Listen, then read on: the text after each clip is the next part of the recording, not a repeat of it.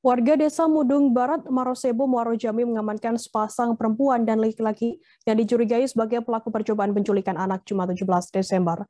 Terlihat perempuan menggunakan baju warna abu-abu dan laki-laki mengenakan baju warna putih, diinterogasi oleh masyarakat setempat.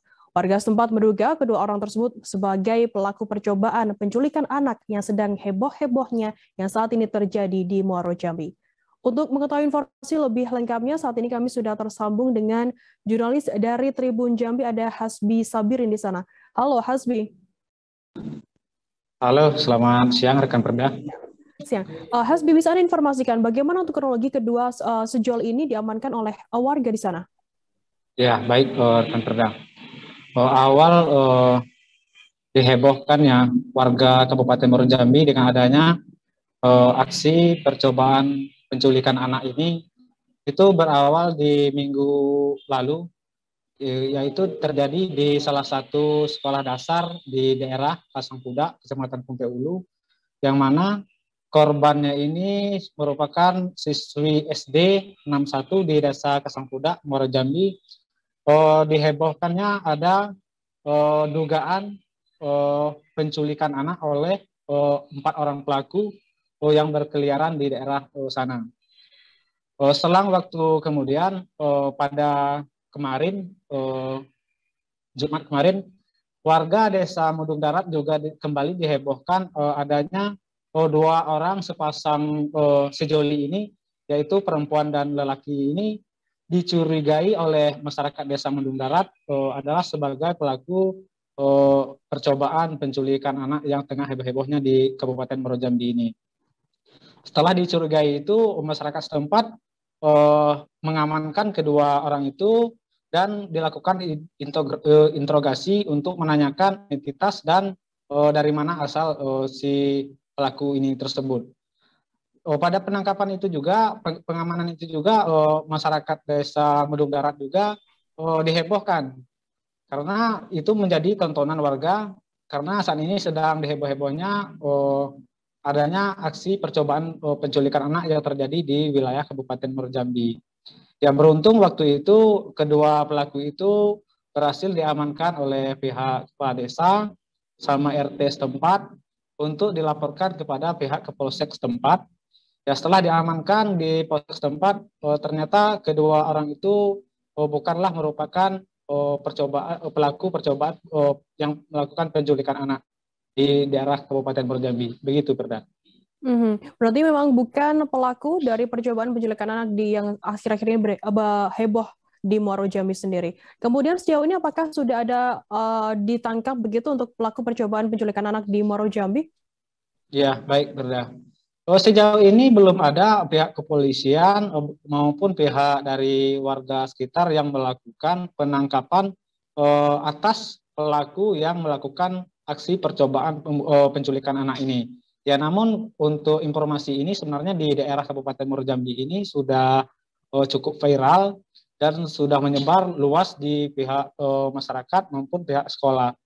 Ya, namun atas kejadian ini juga mendapat respon yang cukup baik dari masyarakat maupun dari pihak pemerintah Kabupaten Muaro Jambi, yang mana pihak masyarakat saat ini sudah mewaspadai yang mana ketika dimasuki daerahnya orang yang tidak dikenal, pihak pemerintah dan pihak kepolisian Muaro Jambi juga sudah antisipasi dan menghimbau pada warga Muaro Jambi untuk tidak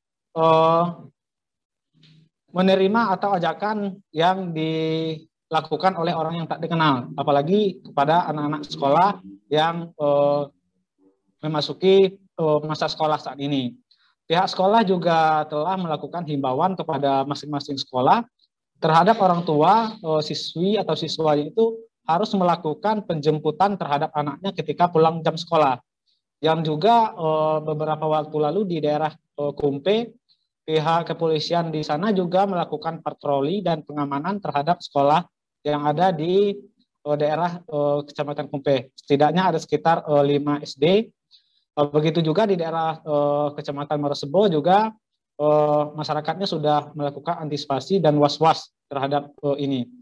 Ya, untuk diketahui juga kedua orang pelaku yang diamankan oleh warga kemarin itu berdasarkan informasi dari Kapolsek Muarosebo, memang kedua pelaku itu sebelumnya sempat diamankan oleh warga, namun setelah dimintai keterangan, setelah dimintai identitasnya, kedua pelaku ini mengaku warga Kota Jambi, dan diindikasikan oleh pihak kepolisian itu keduanya ini mengalami gangguan dalam jiwa.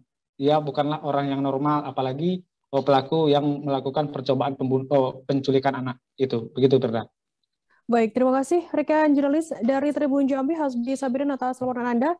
Dan tadi Tribuners, Hasbi juga sudah menghimpun keterangan dari Kades Mudung Darat, M. Ali, dan juga Kapolsek Muarosebo itu Taroni Zebua. Berikut liputannya untuk Anda.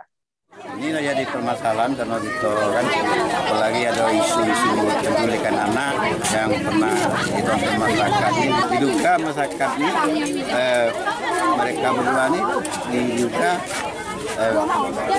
takutnya penculik anak juga, anak sekolah kan, itu yang dikhawatirkan. Itulah yang ditanya, kurang tahu.